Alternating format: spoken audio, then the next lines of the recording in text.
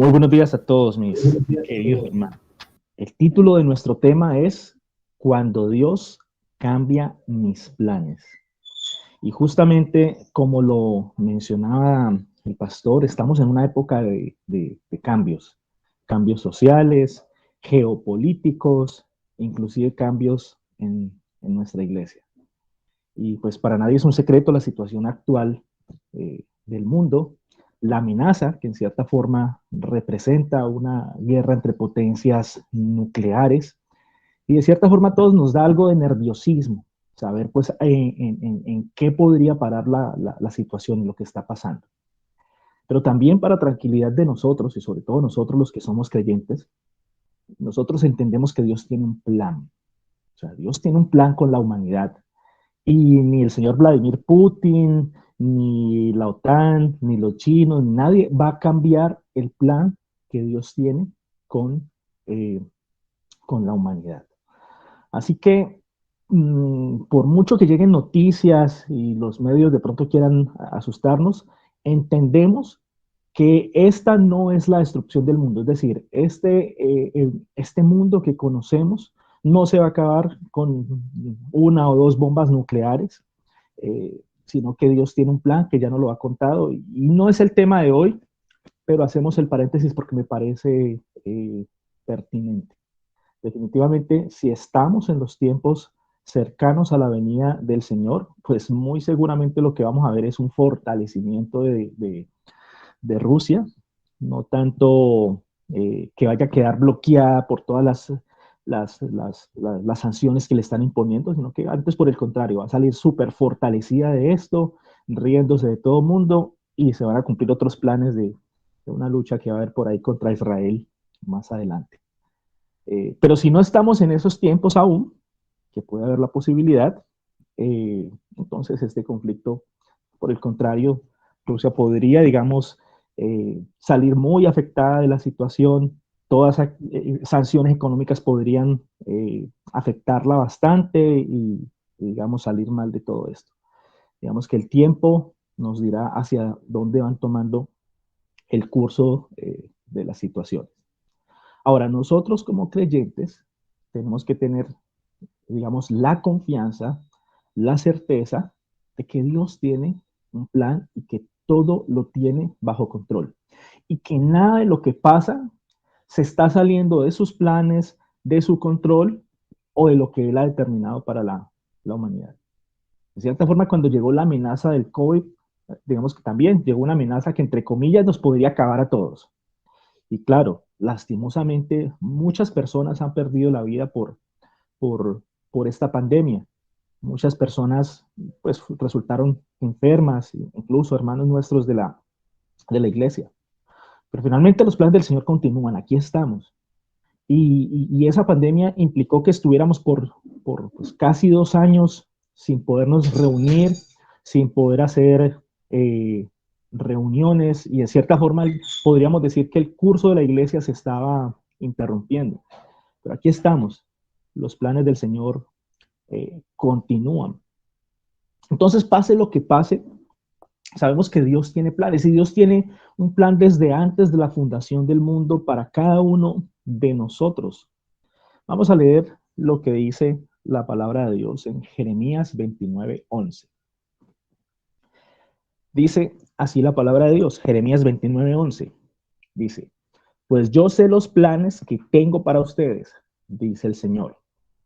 Son planes para lo bueno y no para lo malo, para darles un futuro y una esperanza. Dice también en Proverbios 19:21, dice, puedes hacer todos los planes que quieras, pero el propósito del Señor prevalecerá. Y para cerrar la idea sobre la cual nos queremos basar hoy, vamos a leer Romanos 8:28. Dice así, y sabemos que Dios hace que todas las cosas cooperen para el bien de quienes lo aman y son llamados según el propósito que Él tiene para ellos.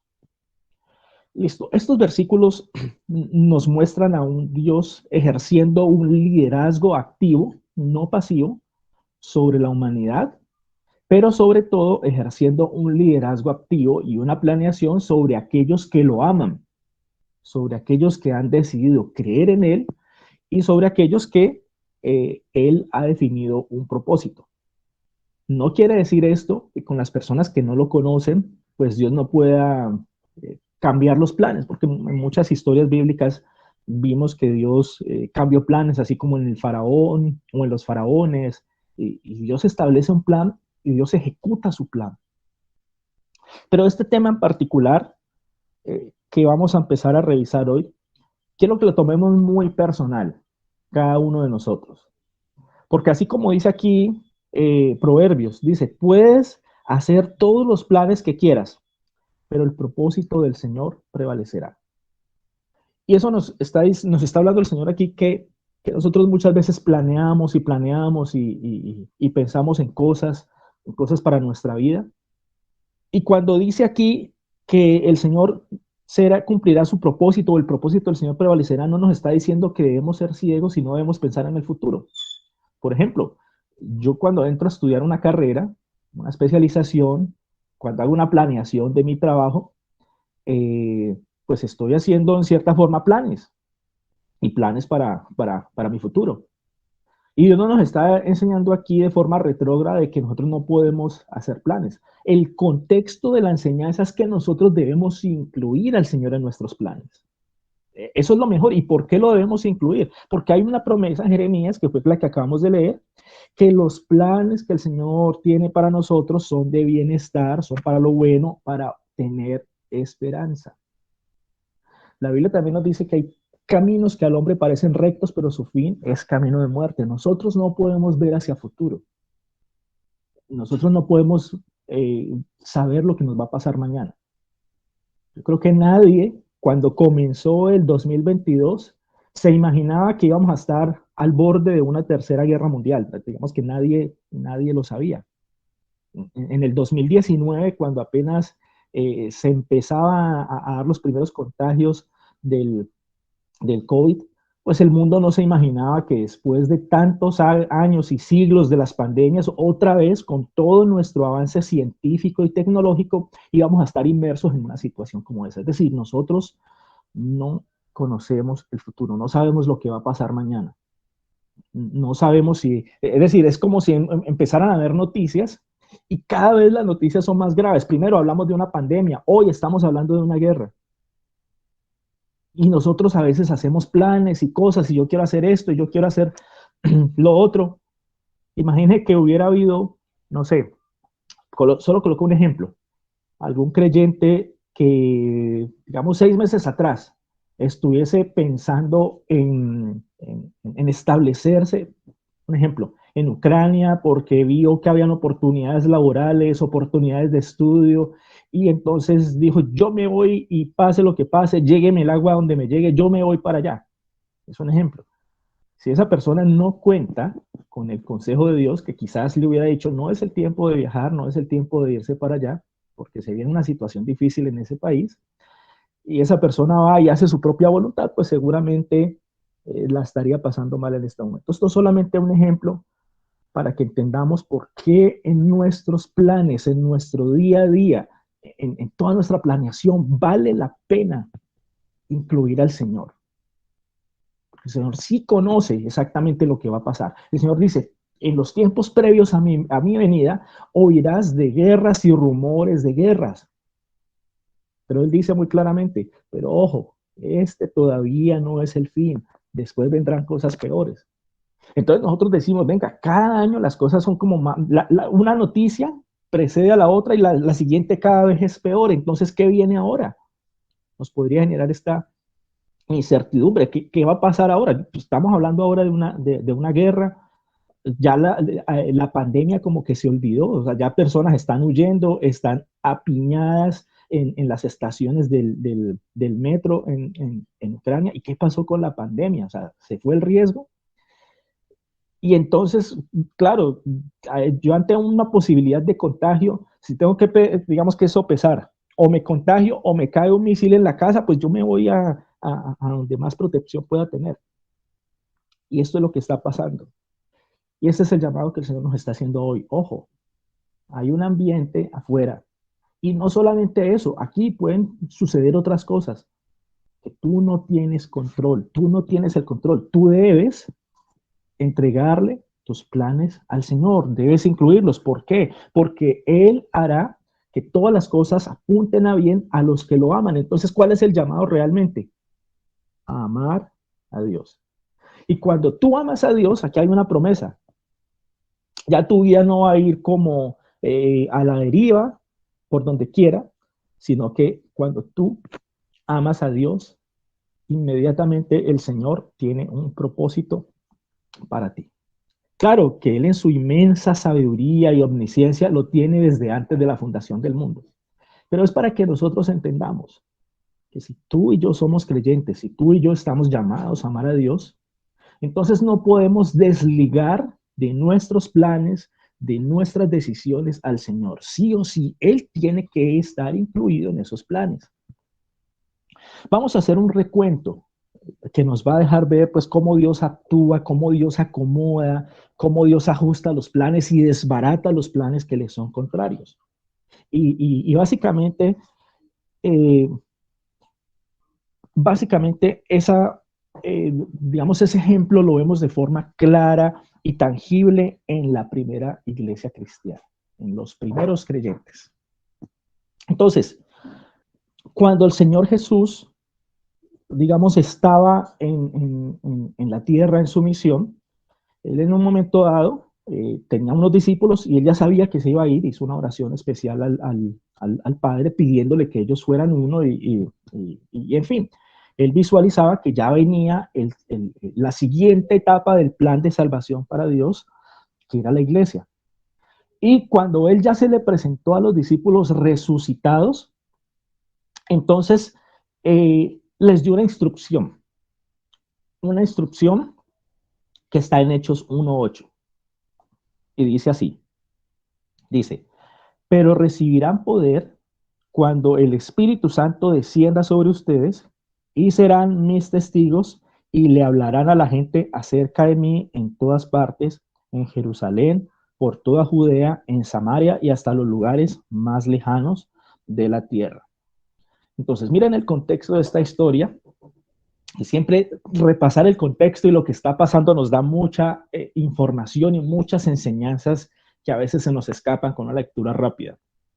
Entonces, mire, acuérdense que cuando crucificaron a Jesús era tiempo de la Pascua. Entonces, todas las comunidades, todas las personas de Israel tenían que hacer una peregrinación hacia Jerusalén. Es decir, esa época era una época de concentración de muchos turistas, por así llamarlo, mucha gente de otras regiones y todos estaban en Jerusalén. Entonces, cuando el Señor resucita, o sea, cuando el Señor resucita, empieza, digamos, a comunicarse con sus discípulos, les hizo varias apariciones, y lo normal es que ellos hubieran regresado a la región de la cual eran. Porque ellos no vivían en Jerusalén, sino que eran de una región llamada Galilea, por así decirlo, otro departamento. Entonces ellos tendrían que regresar, pero digamos al principio no regresaron porque tenían miedo, porque estaban escondidos, pues a su líder lo acaban de crucificar, lo acaban de matar, de colgar en una cruz. Entonces ellos al principio estaban escondidos. Pero después cuando ellos se pensaban ir, entonces el Señor les da otro plan. Y dicen, no señores, venga, quédense en Jerusalén. Quizás esa orden podría parecer loca porque pues ellos tenían todo su estilo de vida, todo su sustento, todas sus cosas en Galilea. Acá estaban posiblemente quedándose en la casa de alguien, de algún amigo, posiblemente en incomodidades, pero ahí el Señor les dice, quédense en Jerusalén. Y un poco antes de ascender al cielo, ya el Señor les dice, miren, muchachos, yo les he explicado una cantidad de cosas que ustedes iban a hablarle a otros. Todo eso va a comenzar ahora. Pero no pueden comenzar solos. Ustedes van a recibir un poder especial que viene de lo alto. Ustedes van a notar cómo la predicación de ustedes se va a transformar, cómo ustedes le van a hablar a la gente y la gente se convierte porque el Espíritu Santo habla a través de ustedes, pero toca los corazones. Entonces es algo diferente a lo que han vivido. Ya no van a tener miedo. Ese Espíritu les va a dar valentía. Ustedes van a avanzar, van a seguir adelante. ¿Y cómo les dice eso? Así como lo que acabamos de leer. Dice, recibirán poder cuando el Espíritu Santo descienda sobre ustedes. Ahora, ¿ese poder para qué es? Para que ustedes saquen pecho y digan, oh, qué grandes y ungidos que somos. No, ese poder tenía un propósito dentro del plan de Dios. Dice, gracias a ese poder ustedes van a ser mis testigos y le van a hablar a la gente acerca de mí. ¿Dónde? Ahí en Jerusalén, ¿dónde están? Pero luego irán por toda Judea. Judea era, por así decirlo, el departamento en el cual estaba la ciudad de Jerusalén. En Samaria, es decir, Samaria era un pueblo sincretista que no se la iba muy bien con los judíos. Entonces desde ya le está diciendo, oh, ustedes allá en Samaria también, o sea, en las ciudades samaritanas y ese conflicto histórico que ustedes tienen con ellos, este mensaje lo rompe, ustedes tienen que llegar allá. Y dice, y hasta en los lugares más lejanos de la tierra, los gentiles. O sea, aquí en un versículo el Señor le da el plan eterno de la iglesia. Le está diciendo, mire, ¿para dónde los voy a llevar? ¿Para dónde los voy a llevar? Entonces, evidentemente esto sucedió, en Hechos 2 se relata pues cómo ellos recibieron el Espíritu Santo y ese día en que lo recibieron hubieron señales y así de forma, digamos, milagrosa se convirtieron como 3,000 personas y empezaron a llegar creyentes y gente de todas diferentes regiones que estaban pues todavía por Jerusalén estaban eh, convirtiéndose y esto fue un movimiento especial, algo incluso diferente a lo que vivieron cuando Jesús estaba entre ellos. Ellos no vieron esas multitudes convertirse, es decir, a Jesús lo escuchaban muchas personas, pero no muchas personas se convertían, por lo menos como pasó en Hechos, que eran unas conversiones impresionantes, la gente arrepentida, pidiéndole perdón a Dios, adhiriéndose a la iglesia, porque ya había comenzado la obra del Espíritu Santo, ya había, digamos, sido la obra de la cruz, había sido eh, completada. Y la Biblia nos dice también que hubo un acontecimiento, digamos, cuando está este movimiento así en auge, está este fuego especial de Dios en esos nuevos creyentes, que Pedro y Juan se fueron al templo y allá sanaron a un cojo. Recuerdas, y cuando le dijo, no tengo plata ni oro, pero de lo que tengo, de eso te doy. En el nombre de Cristo, levántate y anda. Pues ese cojo era famosito y eso prácticamente llevó a oídos de todo Jerusalén y toda la gente que estaba en el templo, y ahí otra vez en pleno templo judío predicaron y se convirtieron un poco más, y otra vez esta información llegó a los oídos de los principales sacerdotes, o sea, a la gente del Sanedrín, los mismos que habían crucificado a Jesús. Entonces, estas personas, cuando oyeron esto, identificaron el movimiento como una amenaza, porque ellos querían tener el liderazgo, o sea, en sus planes, ellos eran especiales, ellos eran, por así decirlo, la crema innata de la religión judía. Ellos tenían un concilio armado, un Sanedrín, digamos, unas estructuras. Parte de esas estructuras pues había sido inicialmente ordenada por Dios, hacer, por ejemplo, la de los sacerdotes, pero no la que ellos formaron con los fariseos y los saduceos. En fin, ellos tenían una especie de gobierno religioso pues como parte de sus planes. Y ellos están ahí y reciben la noticia de que ocurrió un milagro y que, mejor dicho, cantidades de gente se están convirtiendo a este nuevo movimiento. Y mira lo que hacen. Dice, el plan de los dirigentes para detener el movimiento de Jesús, dice, en Hechos 4, 16, 18. O sea, estos dirigentes llamaron a Pedro y a Juan, los interrogaron, les dijeron, ¿ustedes qué están haciendo? Inclusive en algún momento los encarcelaron, les pegaron, y ellos intentaron ponerle un fin a este plan, a esta situación que estaba viviendo. Dice en Hechos 4, 16, 18. ¿Qué debemos hacer con estos hombres? Se preguntaron unos a otros. No podemos negar que han hecho una señal milagrosa, y todos en Jerusalén ya lo saben. Miren el corazón negro de ellos. No podemos negar que han hecho una señal milagrosa. Venga, una persona que ama a Dios debería haber hecho una pausa aquí y decir, venga, es inevitable pensar que Dios está interviniendo en esto. O sea, aquí veo la mano de Dios. Yo no puedo pelear contra Dios. Yo no puedo ser terco, obstinado y pensar que sigo con mis planes cuando veo que Dios está haciendo otra cosa. Pero el corazón de estas personas a veces es el corazón tuyo y mío, y a veces nos pasa a nosotros los mismos. Y ese es el objetivo de esta prédica, que vayamos identificando cuando nuestros planes de pronto van en contravía de lo que realmente quiere Dios, porque somos especialistas en hacer nuestros propios planes y olvidarnos de que de pronto Dios quiere hacer algo. Dice en el 17, así que para evitar que sigan divulgando su propaganda aún más, tenemos que advertirles que no vuelvan a hablar con nadie en el nombre de Jesús. Dice, entonces llamaron nuevamente a los apóstoles y les ordenaron que nunca más hablaran ni enseñaran el nombre de Jesús. ¿Y ellos qué dijeron? Listo, vamos a amenazarlos, vamos a pegarles, vamos a manejar las cosas como las hemos manejado toda la vida, cuando ellos querían silenciar a alguien, aprovechar, abusar de su poder, y vamos a callarlos.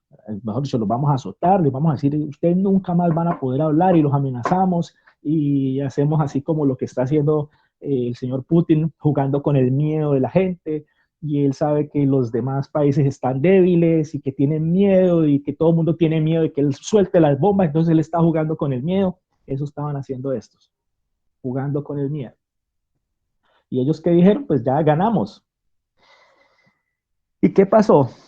Miren los discípulos cómo asumieron esta situación. Dicen Hechos 4, 23, 26. Tan pronto como quedaron libres, Pedro y Juan volvieron a donde estaban los demás creyentes y les contaron lo que los sacerdotes y principales ancianos les habían dicho. Cuando los creyentes oyeron las noticias, no eran buenas noticias para nada, pelear contra el poder político y religioso de la época, pues mire, ¿en qué quedó lo de Jesús? Lo crucificaron. O sea, esa gente realmente tenía poder. Dice, cuando los creyentes oyeron las noticias, todos juntos alzaron sus voces en oración a Dios. Esto es un ejemplo, esto es una cachetada para nosotros. Porque a veces cuando recibimos noticias difíciles, noticias preocupantes, en el último en el que pensamos es en nuestro Dios. En lo último en lo que pensamos es que Dios quizás tenga un propósito y tal vez esta situación sea parte de su propósito para corregir algo, para mejorar algo, o tal vez esta situación nunca, los peligros que representa esta situación nunca se vayan a dar porque están en contravía de los planes de Dios. ¿Qué hicieron los primeros creyentes aquí? Apenas escucharon la noticia de que los principales sacerdotes, la gente durísima de Israel en ese entonces en términos religiosos, estaba amenazando y diciendo que no podían hablar nunca más de Jesús. Dice, alzaron sus voces en oración a Dios. Y mire, estos creyentes, ¿qué le pidieron? ¿Qué le dijeron? Señor, permítenos tener nuestro alimento, que nosotros seamos prosperados, que recibamos muchas casas. No, miren qué oraron. Dice, oh Señor soberano, creador del cielo y de la tierra. Le está diciendo, tú eres el rey, por encima de ti no hay nadie. Esa es la esperanza que están colocando con esta oración. Del mar y de todos los que en ellos hay. Hace mucho tiempo tú hablaste por el Espíritu Santo mediante nuestro antepasado David, tu siervo, y dijiste, ¿por qué estaban tan enojadas las naciones? ¿Por qué perdieron el tiempo en planes inútiles? Los reyes de la tierra se prepararon para la batalla. Los gobernantes se reunieron en contra del Señor y en contra de su Mesías. Ellos inmediatamente se acordaron de esto, de esta palabra, y identificaron inmediatamente este versículo que había sido dado en las Escrituras a través de David. Ellos dijeron, esta es la situación que nos está pasando. Esta es la situación. La oración que ellos hacen después es una oración de decirle, Señor, permítenos predicar con denuedo. Permítenos que esto que esta gente está planeando no se dé, que este plan se les desbarate y que nosotros realmente podamos ir y predicar y cumplir tu propósito. Ellos le pidieron eso. ¿Qué quiere decir? Que pidieron conforme al Espíritu Santo, pidieron conforme a la voluntad de Dios. ¿Y por qué lo hicieron así? Si nosotros repasáramos, pues, cómo estaban viviendo los primeros creyentes en... Perdón.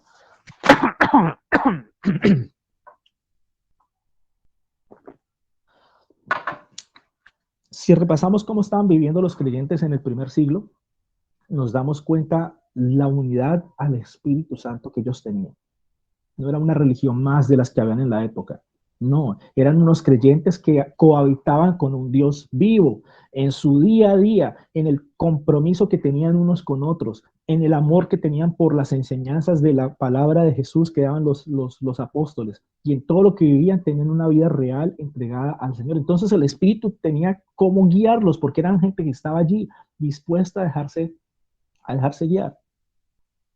Y no se amedrentaron, no se escondieron, siguieron predicando, y allí en Jerusalén siguieron compartiéndole a mucha gente. Entonces, después de eso, viene la historia, digamos cronológicamente, viene la historia que hemos escuchado como el martirio de Esteban. Entonces, en algún momento, pues la iglesia ya estaba creciendo mucho, definieron unos sirvientes, Esteban era una de esas personas que iba a ayudar a servir y todo eso, pero era tremendo hombre de Dios, y él estaba predicando en la calle, en Jerusalén, acerca de Jesús, y se hizo uno de los resúmenes más especiales que hay en el Nuevo Testamento sobre los acontecimientos del Antiguo Testamento. Esto está en Hechos 7.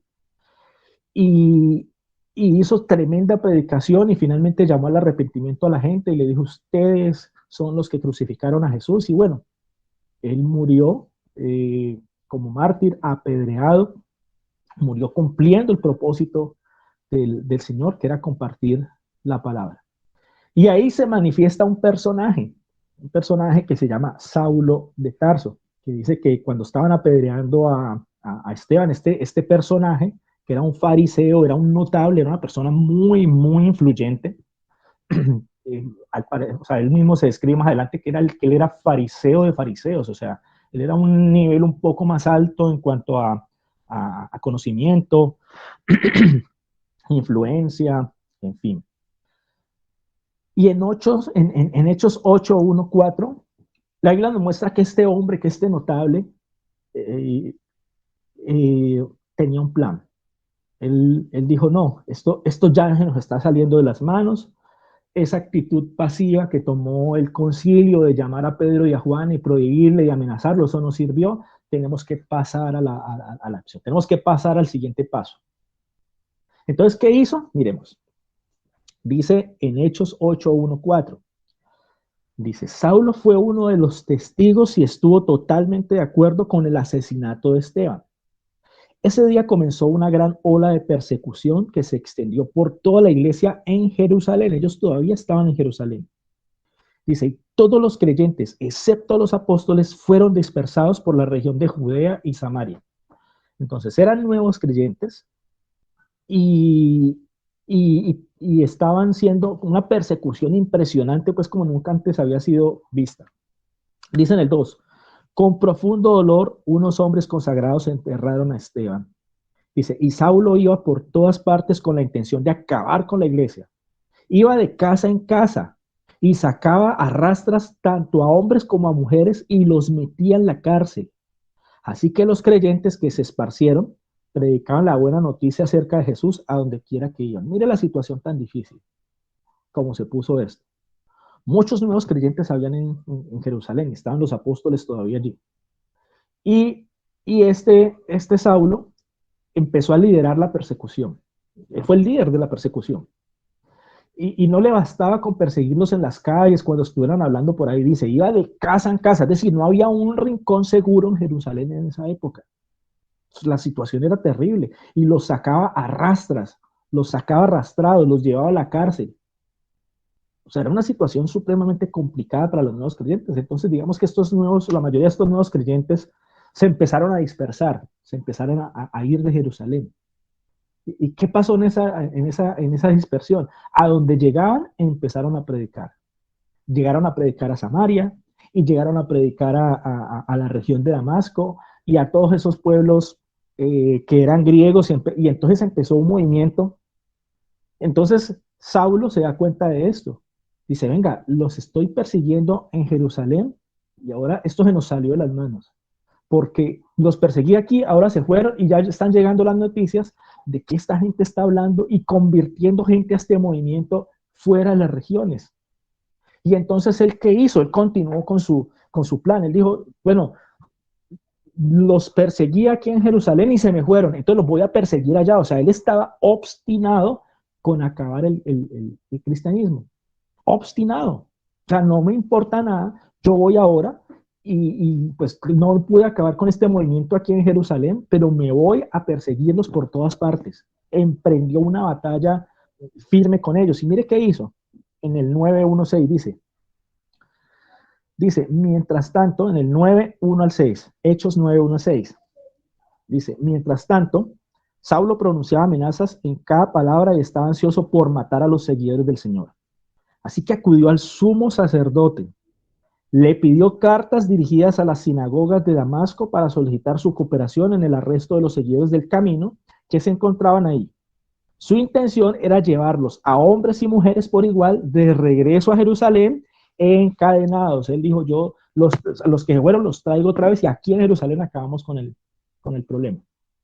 ¿Y por qué Saulo pidió esta carta del sumo sacerdote? Porque él quería llegar a la sinagoga con un documento legal, o sea, ahí muestra el carácter legalista que tenía Saulo. O sea, él no llegó con su propia cuenta, sino que él quería llegar respaldado a esa sinagoga, hablar con el director y decirle, señor, o al rabino, director de la sinagoga, y decirle, hagan el favor, vamos a poner a toda su comunidad judía en este propósito. Hay un movimiento nuevo que se llama cristianos, que los necesitamos acabar, así que yo vengo con carta del sumo sacerdote, nada menos y nada más, la máxima autoridad en Israel del judaísmo. Vengo con carta de él y ustedes tienen que ponerse todos al servicio de este plan, a dejar lo que estén haciendo, vamos a acabar con todo este movimiento. Y esa carta efectivamente la tuvo. ¿Y qué pasó? Dice, al acercarse a Damasco para cumplir esa misión, una luz del cielo de repente brilló alrededor de él. Saulo cayó al suelo y oyó una voz que decía, Saulo, Saulo, ¿por qué me persigues? ¿Quién eres, Señor? Respondió Saulo. Yo soy Jesús, a quien tú persigues, contestó la voz. Ahora levántate, entra en la ciudad y se te dirá lo que debes hacer. Miren lo que pasó aquí. Y digamos, de esta enseñanza se deriva el título de nuestra charla de hoy, cuando Dios cambia mis planes. Definitivamente, Saulo enceguecido pensaba que estaba actuando bajo el criterio de Dios.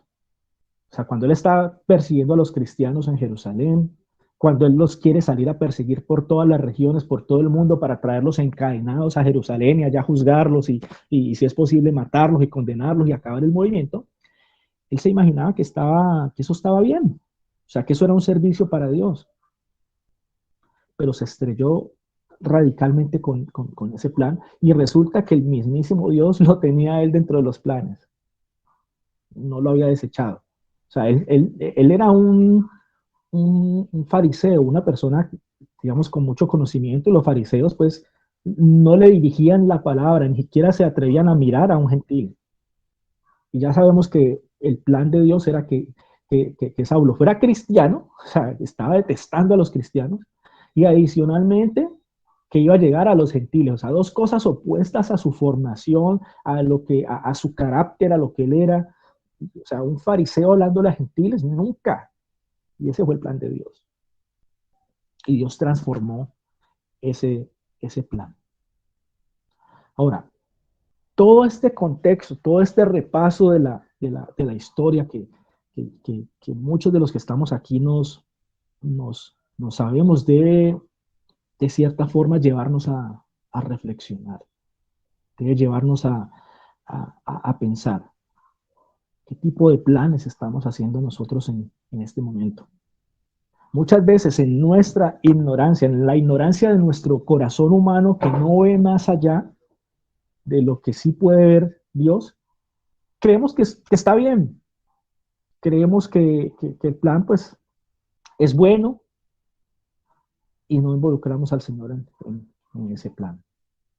No contamos con el Señor. Ahora, aquí viene una pregunta.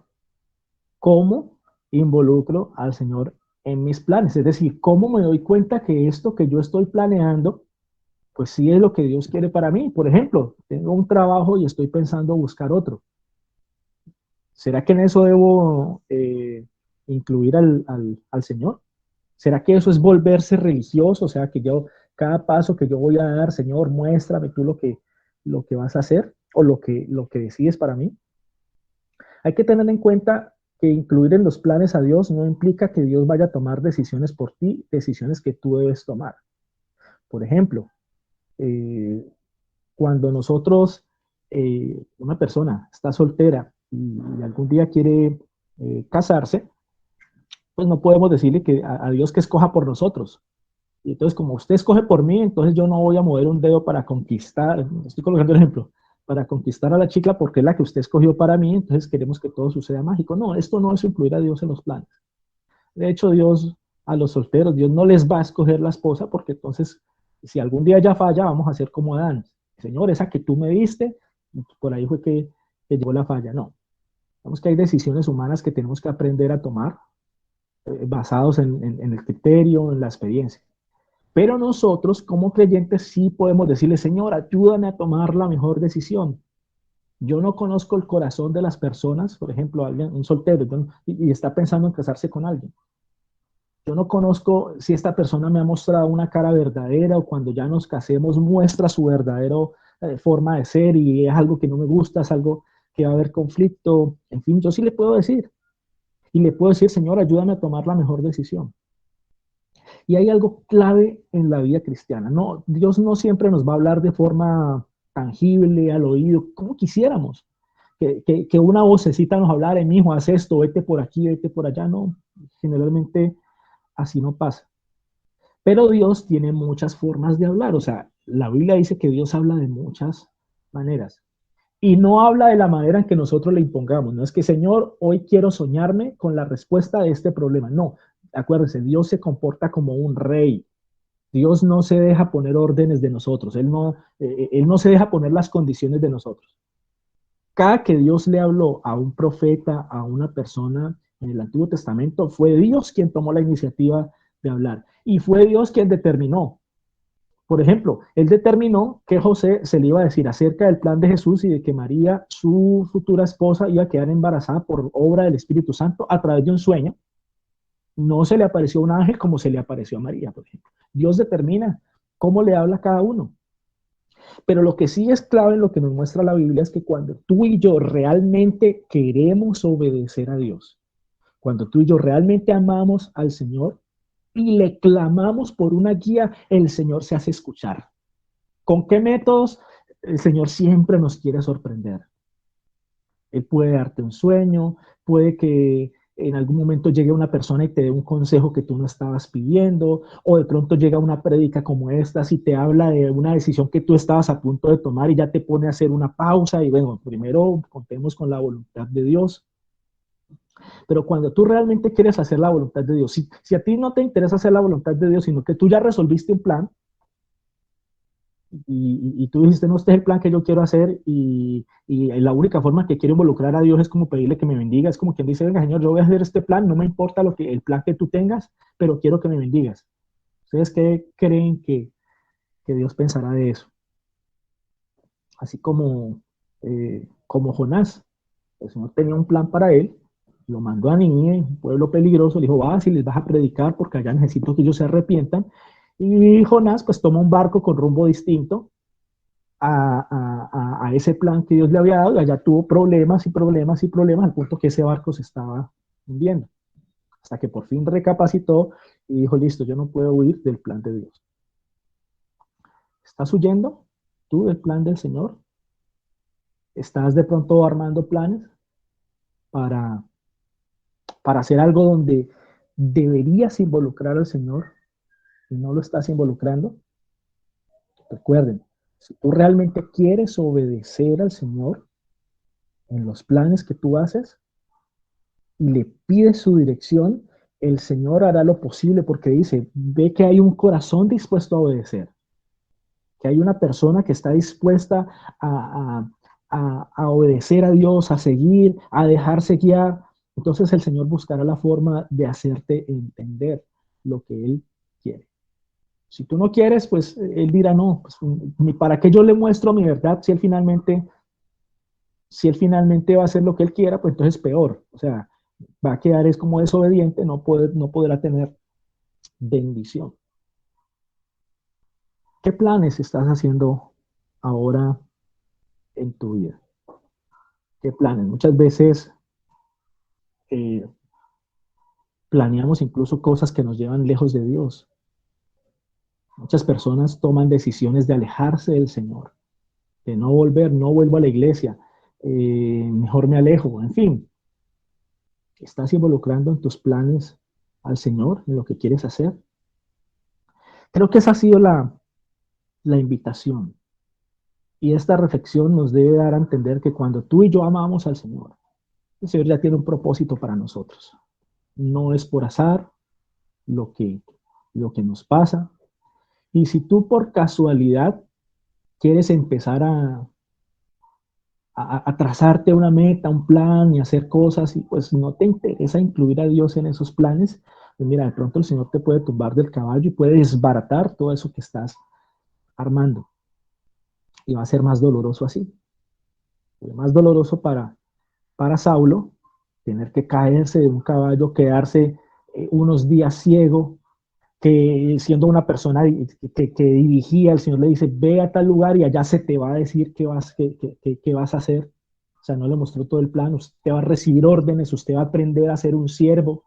Pues usted tenía mentalidad de una persona importante, de un dirigente, y aquí lo estoy llamando a que sea un siervo. Pero definitivamente, si al final de su vida, Saulo, que después fue llamado Pablo, que escribió la mayoría de las cartas del Nuevo Testamento que tú y yo hoy podemos leer, si él en su balance pudiera decir, si hubiera querido seguir siendo un fariseo, seguir persiguiendo a creyentes o convertirse al verdadero Dios de la Biblia, a Jesús, que escoge definitivamente con todo lo que él había vivido, una y otra vez hubiese escogido seguir a Jesús. Quizás nos puede pasar lo mismo a ti y a mí, con nuestros planes, con las cosas que pensamos. Cuando ya el Señor cambia las cosas y nos pone en su plan, entonces, y al final de los días vemos ya el resultado y cómo aconteció todo, comprobamos lo que dice Jeremías 29:11, versículo con el que arrancamos. Pues yo sé los planes que tengo para ustedes, dice el Señor. Son planes para lo bueno y no para lo malo, para darles un futuro y una esperanza. Claro, al final del camino, cuando ya Dios interrumpió, a veces suave o a veces dolorosamente nuestros planes, claro, comprobamos ese versículo. La invitación de esta prédica de hoy es a creer en este versículo antes de armar el plan, antes de cambiar las cosas, antes de. Cree que los planes del Señor son digamos, dan esperanza y, y son planes para lo bueno, que son lo mejor que nos puede pasar. La misma iglesia, al pastor, a los líderes de la iglesia, muchas veces tiene que replantear planes, replantear estrategias, porque el Señor puede mostrar otra cosa. Y esto nos pasa.